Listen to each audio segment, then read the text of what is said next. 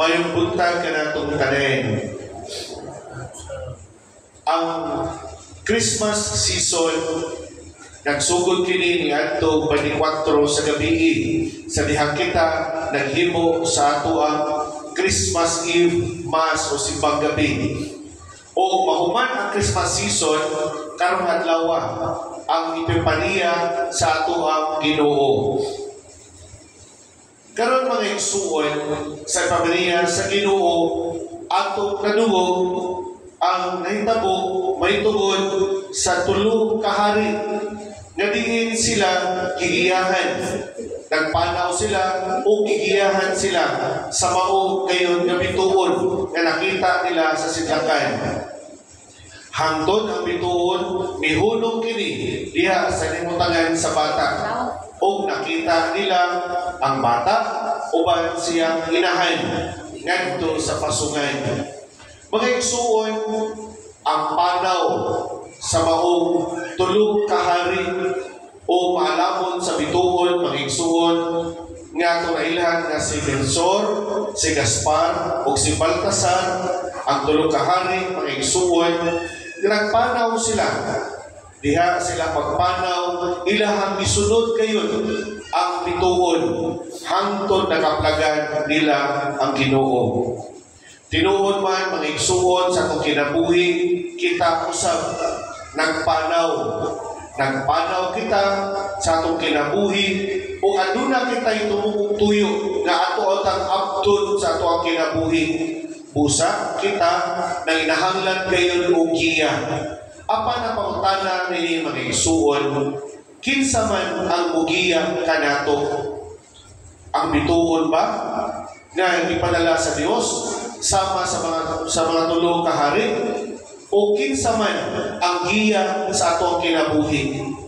Nahinumdum ko sa usa sa mga paborito ng libro nga akong balik-balik kong basa, ang libro ni Rick Warren nga ipangaluhan o The Purpose Driving Life.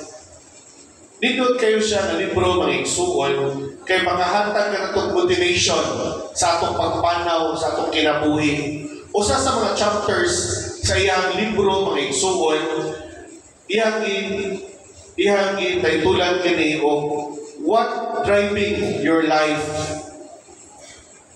Kinsa o unsa man ang maniho sa inyong kinabuhi.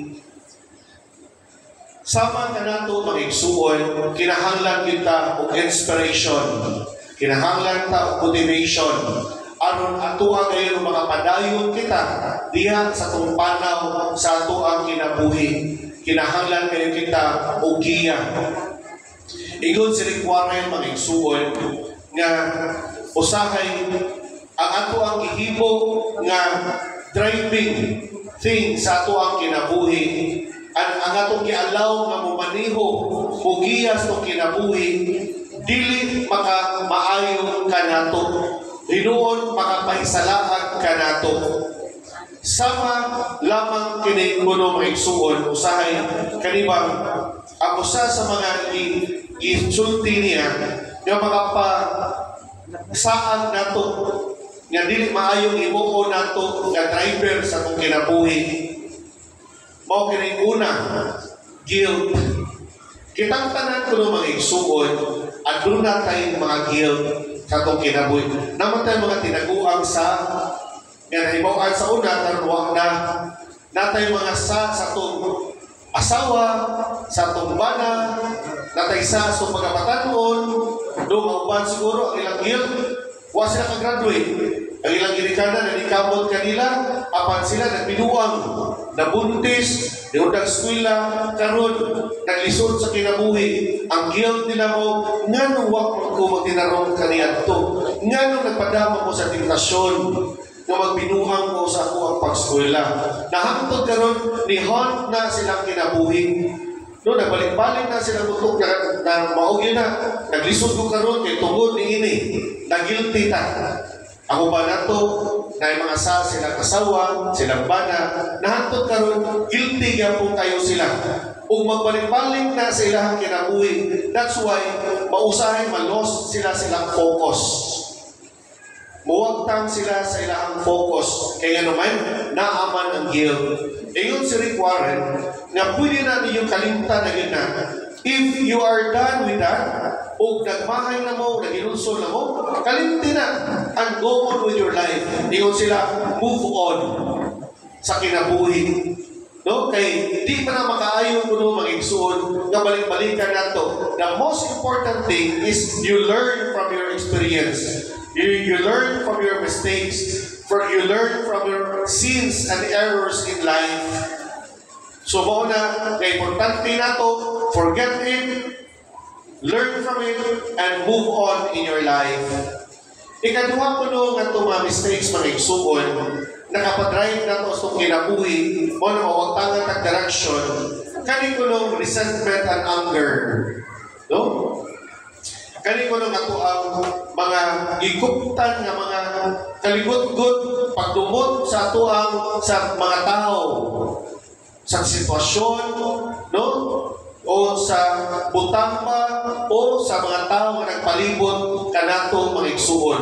Magbalik-balik man bumitaw na, kanibitaw mga banang asawa na huwag pag yung makapasaylo sa usa kaning mature kayo.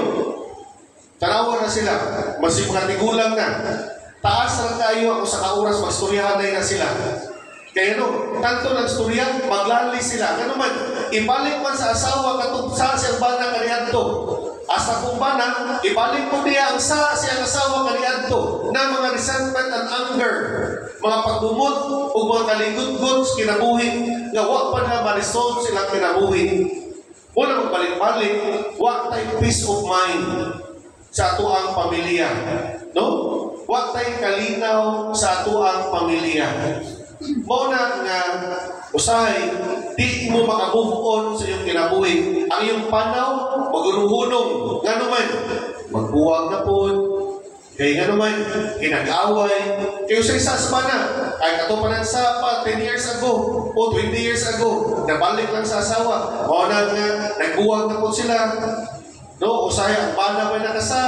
No nga, asawa ba nakasa? Ang bana di pa makapasaylo. Muna usahay pati kaayo nato mga igsoon. Labi na kita mga Filipino.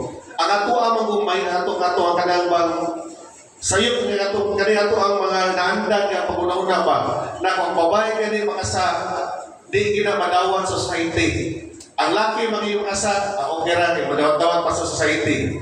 No? So muna ato ang kasagaran nato mga Pilipino. So muna nga magbalik-balik atong sala magbalik-balik labi na if immature kaayo ang ato ang pagdawat o pag-understand sa forgiveness.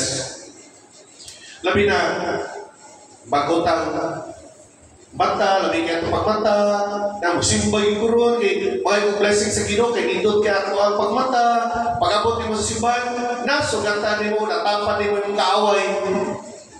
Kuba ka sa timong adlaw, sus! Pastilan, ngarindot ito adlaw, nakitaan pa yung demonyo sa kilid. Nalawak na kuba. Nga naman, anger. No, naagi kalagot niya po mga paglubot sa imuhang isikatao.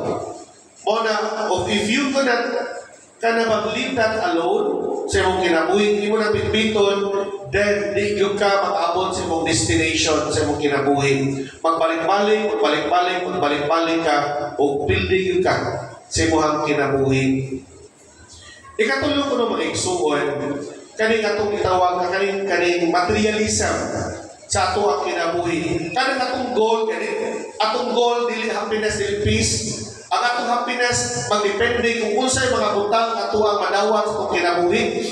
Pumitaw na kita mga Pilipino, sahay, mamili tag tao, atong amiguhon, o pubri gani, kanang lockdown na to, o dato gani, atong luhuran, atong bawbawan, no? Atong i-praise.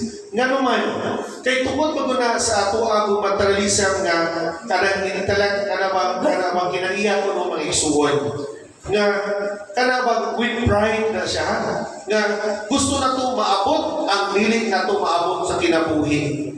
Muna, we praise those who are on top of us, o ato asang tamayon na itong mga bubong nato. Yeah, sad to say, Kani mo tawag gana bang patapupri, ang mga patupupri, mga igsuon, masultihan na mo, kita ra gyapon mga pupri.